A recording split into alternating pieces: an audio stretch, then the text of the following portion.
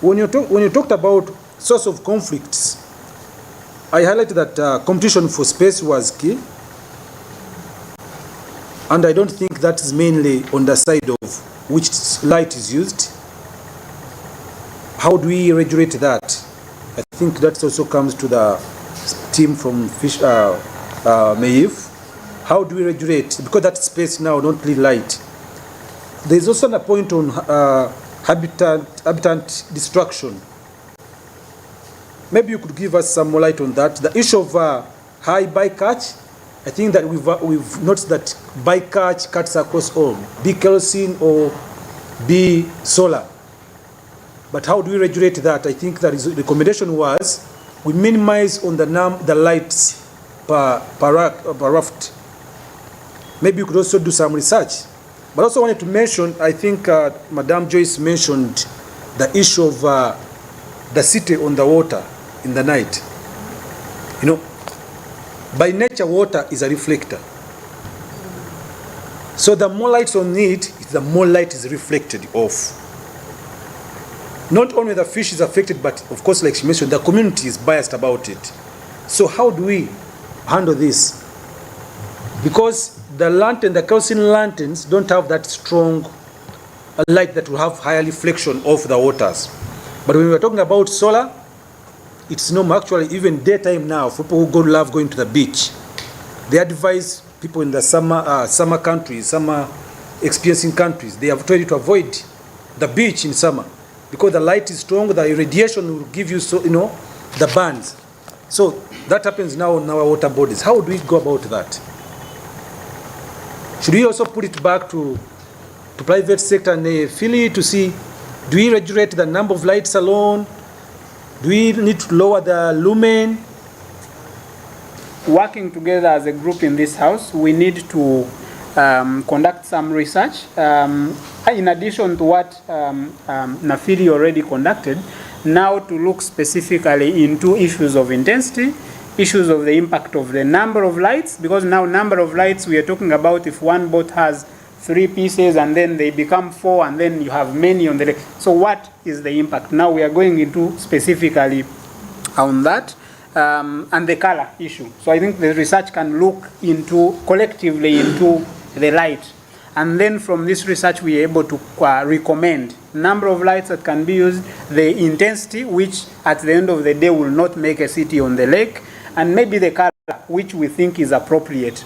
Both, of course, technically in how it attracts the fishing, but also, of course, some colors may have an impact on the eyes. So we may need to look into all those issues. So I think if we can have that well-done research, it could go a long way to give us a better recommendation that can then be, taken up for further action. And then I think the other more of cross-cutting issue is awareness. Awareness is more of a cross-cutting issue for me. Whether you're changing the net size from one to the other, you need to engage the community because, like they have said, there are already requests to reduce the size. So what do? Do you want to keep quiet about it, or you engage the community and sensitize them why you want that? And then I think lastly would be, not lastly, but waste management. Of course, the issue of waste management is not only here, is not only in the fishing community, but it's even a global issue. What we need to look at is, do we keep with kerosene and let the people spill the kerosene into the lake, or is it much easier to create sort of a waste collection point at the outside the lake, and then you sensitize the people not to drop these lanterns? Because practically, it is more difficult for someone to get this light and drop it into the lake. Even when this light is coming closer to its end life, when the fisherman has gone with it into the lake, in most cases they will bring it back and dump it on the shore, not in the lake. Because either they have gone with it and they are using it, or maybe it is attached on a certain raft, so they will come back with it. So there is not much worry that these will end up in the lake, but rather on the shore. So how do we manage them? Is it much easier to manage them once they arrive here? So I think some mechanism can be put. But for kerosene, controlling the spillover into the lake is a bit difficult because it will have to happen all the time. Well, a very good morning and welcome to Smart Means Business. I'm Andrew Barije and it's yet another business day, and of course making sure that you really achieve what you intend to achieve. It's just exactly 7 a.m. and today is the 8th of February and of course just running the map down just by there. And of course it's the right time for you to make sure that you always evaluate yourself to see how far you've gone in terms of achieving what you've intended to achieve. And of course, life still moves on, and we still got to make the money. It's still a back to school week, and quite lots of people that are dealing into the scholastic materials are trying to find a way that they can maximize business in such a week. But at this very time, before we go any further, let's first have our very first update. And of course, according to what I'm reviewing here, is something to do with clean energy, embracing clean energy into the fishing sector, and how best can this really have an impact on this very sector. Let's review this. I'll be right back.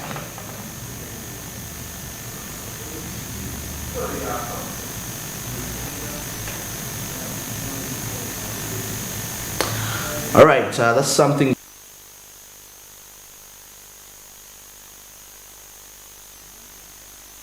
There's star 292 hash, and you will be availed with the right details right there. The market's open at exactly 8:15 a.m. and they close at 8:15 a.m. and close at 3:15. That's p.m. East African time. And of course, that is the entire day as you're making money. That is Monday to Friday. You know, Zabu just made it that much more easy for you, as it's been a very great hustle for you out there to go fill in those the different paperwork to see how you can really get to buy these very stocks. And at this particular time, let's get into the update. All right, but okay, before we get there, let's first have a review of what's really making headlines. That is in the print media, and we have our press review as we are getting to see the business headlines in just right there. Now, getting straight to the press review, let me head straight towards the new vision as we see Parliament approves pay rise for police officers. Well, something we are going to be reviewing on the page 7 of the new vision. And so further, we see that Kololo set for Harvest Money. That's the Harvest Money Expo, and we see that all is set at the Kololo ceremonial grounds for Harvest Money Expo. And of course, we see here that erection of tents and stalls is expected to be complete. That is by tomorrow. Yes. Now, Geoffrey Ntulume, the supervisor, vet supervisor, of course, said all are going to be set very, very well. Now, we still see something here about the UN Human Rights Office, which was suspended. And of course, that is more details in there regarding that report. You can be reviewing that.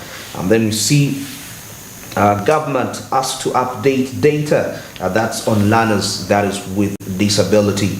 Now, the Equal Opportunities Commission, or what we know as the EOC, is advocating, has asked the government through the Education Ministry that's to map schools that have learners with disabilities, saying that there is inadequate data to guide planning and budgeting for them. Well, probably for quite a very long time, they've not really been given that much attention. Back to the EOC, or what we know as the EOC, is coming in here to ensure that they really work on to what the disabilities learners, and that is by having their data into the system so that they can know how best and how appropriate they can really plan for them. Okay, I was still looking in here, seeing what is really making headlines. Now here we see that Parliament approves pay, that's the pay rise for police officers, as Parliament has asked the government to set aside 153, that is 0.2 billion Ugandan shillings to increase, that is the salaries of police officers at all levels, that is in the national budget, that is for the next financial year 2023-2024. Now, Parliament's Defence and International Affairs Committee, headed by Shina Woman, Member of Parliament Rose, that is Nyachingoro, has in its budget recommended that each staff of Uganda Police Force should have a rise of about 40% pay rise. That is in the next financial year. So I think that is something very good news for the police force. Just right there. And now coming in down here to see the NSF stack with 57 billion. That is Ugandan shillings, unknown service cash. Well, of course, that is something that has been ongoing into all over the media regarding the NSF cash. Now, the National Social Security Fund is stuck with 57 billion, whose owners cannot be traced and cannot be traced. Now, the Parliamentary Select Committee, of course, investigating the fund's operations and management has had. Now, we see that the Auditor General, John Mwanga, told that is the probe committee, chaired by Mbara City South Legislator Mpaka Mwine, that the money was sent to the fund without a corresponding list of owners by the employees. Well, more of that here in the New Vision, as we see now what is really transpiring just in here. And of course, we still see here a tribute, and of course, of one of the main business personnel in Chikubo, that is Katimbo, who says here that he was the face of Chikubo business. Well, you can get to find out more about him, and you know how you can find some sort of inspiration as a person right there into the world of business, regardless whether small scale, whether big scale, it can all still be really whatever works for you, very, very perfect. Okay, still here seeing what, and of course we also see something, a script here about here is an opportunity for social influencers, and of course getting to understand what impact social influence can have towards your well-being. Well, that is something also you can see in the comment section of the New Vision. You can check it out and see what is really here.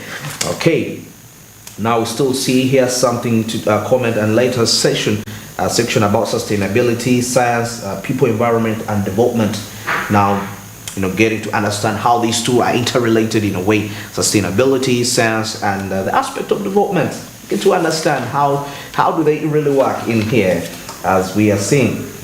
Now we also see something, what is triggering the high PLE school dropouts. Of course, having quite lots of people, students are dropping out of school. That and more is kind of explained in an opinion section given in there for anybody that would be really interested. Now still we see something about mixed opinions as new term opens without a cap on fees. Of course, it's been quite a talk of every parent lately. As we see for several years, the Ministry of Education and Sports has only advised schools to follow, that is the laid down procedure for revising school fees. However, many schools have ignored the procedure and increased fees without consulting with parents. So these are decisions that were taken by the schools without consulting the stakeholders, and the parents being one of the major stakeholders when it comes to this education sector. Of course, you cannot do anything without consulting them. Now, something very interesting, of course, getting to see some aspect here of the lessons for the education sector. Of course, for those of you into that sector, it would be something interesting of you to check out. Then and also something amazing here about the technology trends to watch out for in 2023. Well, of course, the year 2022 was extremely tough for ICT industry, but this is because many companies suffered. That is from a number of challenges, which included recovery from the COVID-19 lockdown, supply chain issues, integrated circuit issues, and of course shipping problems at the same time. But now, despite that, 2022 was still an exciting period because quite a number of technologies that we anticipate. Now, the technologies were developed in 2022, and now we anticipate that they will be out in 2023. So that is something to. So if you're somebody into the tech sector, you want to put your tech game to a whole new level, I mean, this is something which is really good for you to check out. I mean, it can be something of very great influence. Now, still see here in the New Vision and the business section, Total Energies, UNOC front runners, that is in third licensing of oil blocks. Well, that and more will be, of course, coming out. I'll still see here, Elgon farmers want flood water strapped for irrigation. Well, that is something very innovative of them. How you can see that the floods which are, you know, coming, which instead of them being just known for bad, but they can be trapped in a way. And of course, irrigation, and this will be very important to agriculture. So that is the Elgon farmers giving that suggestion regarding that. Now, still here, a report about the car dealers accused of online fraud granted bail. Well, more of that for those of you that buy cars online.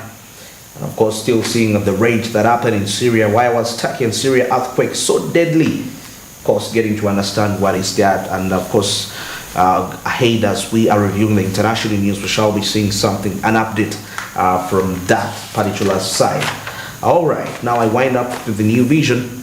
And of course, let's review some little bit of daily monitor here. It's just 19:07 a.m. and in just 2 minutes, about a few minutes, we shall be linking up with the traffic updates, getting to see the traffic congestion. And this time around, we shall be at the clock tower, observing the traffic atmosphere just right there. Now, the daily monitor here on the front page says that how MPs plan, that is to regulate the fees. Yes, how MPs plan to regulate the fees. And I'll get to that report, but let's first review something here, and of course getting to see some business updates just right here. Now we see here Central Bank keeps lending rate at 10%. The Bank of Uganda yesterday led the Central Bank rate at 10%. That is for the second time, saying it is still effective, of course, to control the rising inflation, to bring stability. That is to the lending rate, exchange rate, and drive economic growth. Yeah, this is just one of the few aspects central banks normally employ to ensure that they can actually maintain the inflation, or to tame the inflation in a way that it's not really affecting the entire nation. So you create the inflation, but the end result is to treat the economy. It's never a pleasing process, by the way. Okay. We see here, of course, quite UIA, NMG, DFCU, Back Dispatch 2022 winners for Rising Woman in Business. Well, still something great for the women in just right there. I think at this particular time, let's get straight to see what is really transpiring into the traffic. Of course, getting to observe the traffic atmosphere just right down there at the clock tower. We see the traffic atmosphere. Okay, I shall be linking up with the team just right there. Okay, Joram, we just linked up with Joram, and of course he's going to give us traffic update just right there. Good morning, Joram.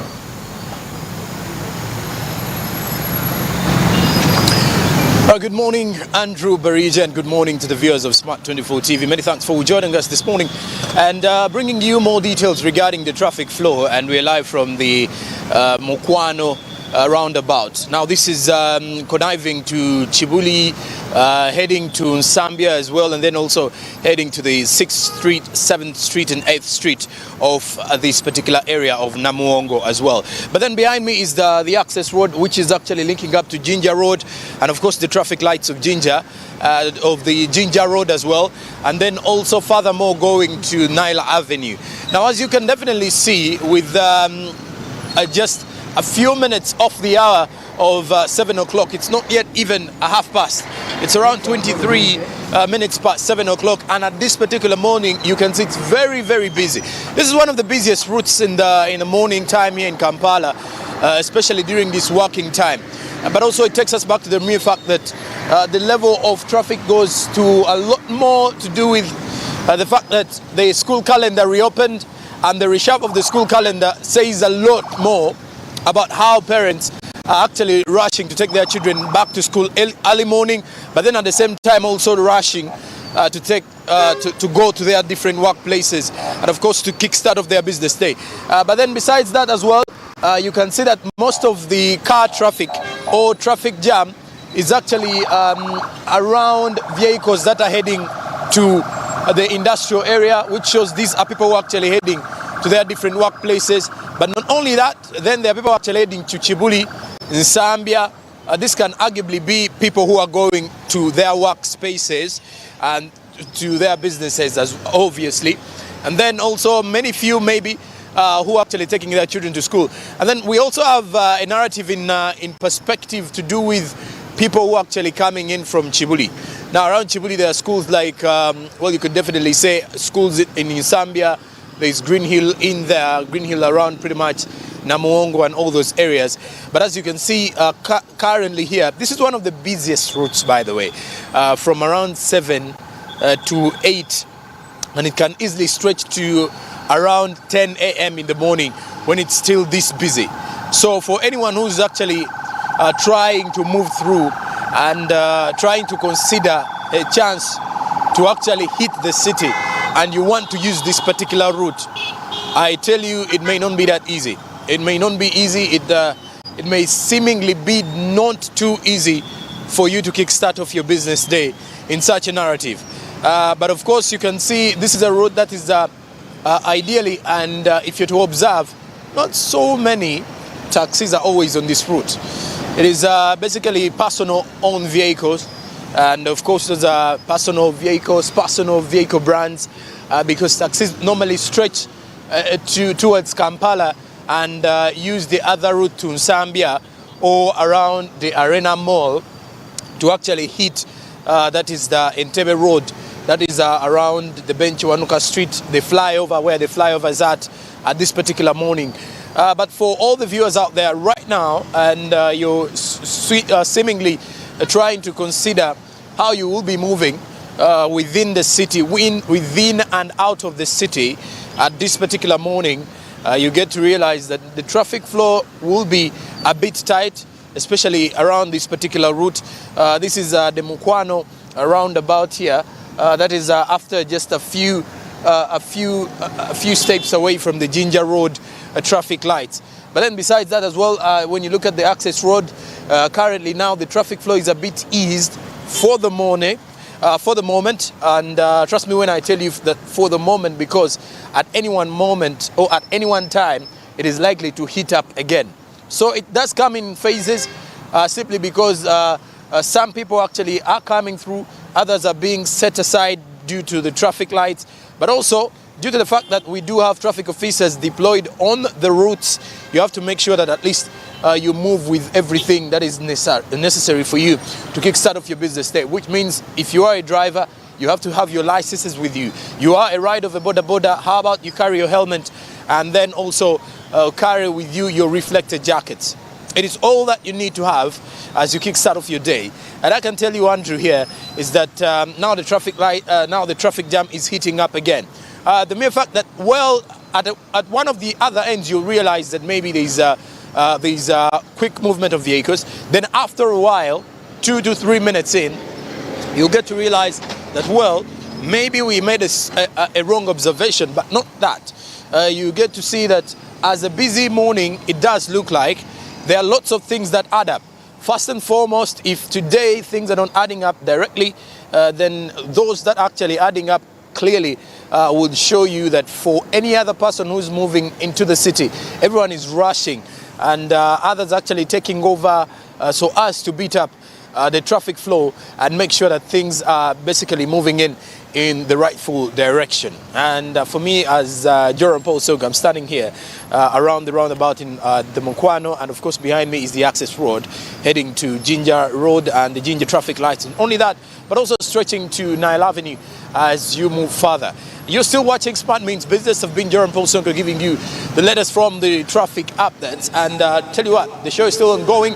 Barija Andrew is definitely there to give you more updates, especially rotating around details to do with more business updates. Speaking of which, Karibu East Africa, not only that, he does have the international updates coming up, but also do remind yourself that it is very, very important to invest in government bonds by using the Zabo platform. Star 292 hash is the USSD code that you should definitely be using. Kickstart of your investment journey today with Zabo, which is a platform by Altex East Africa, and it's giving you that alternative at 8:15 a.m.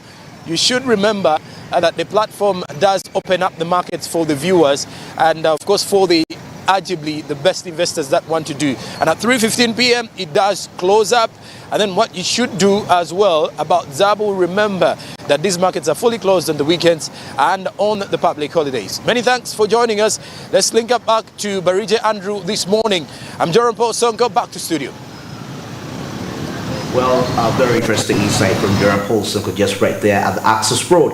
Getting to find out how the traffic is really like, but you get to realize that the whole situation is a little bit very congested. And of course, I think it being back to school week, and of course we expect that it's going to be the same. Actually, it's not just at the access road, but even other routes that enter Kampala, it's all through the same. And of course, we just don't know where this will end by the end of this week. But anyway, we anticipate all the best, but at the end of the day, you have to make sure that you know what route to use before you report to your business or before you report to your place of work, so that you don't really reach so late to execute what you ought to execute. Okay, I think it's very time. Let's get into a short commercial break. I'll be returning back with the international news and getting to find out what's really happening around East Africa. Good morning.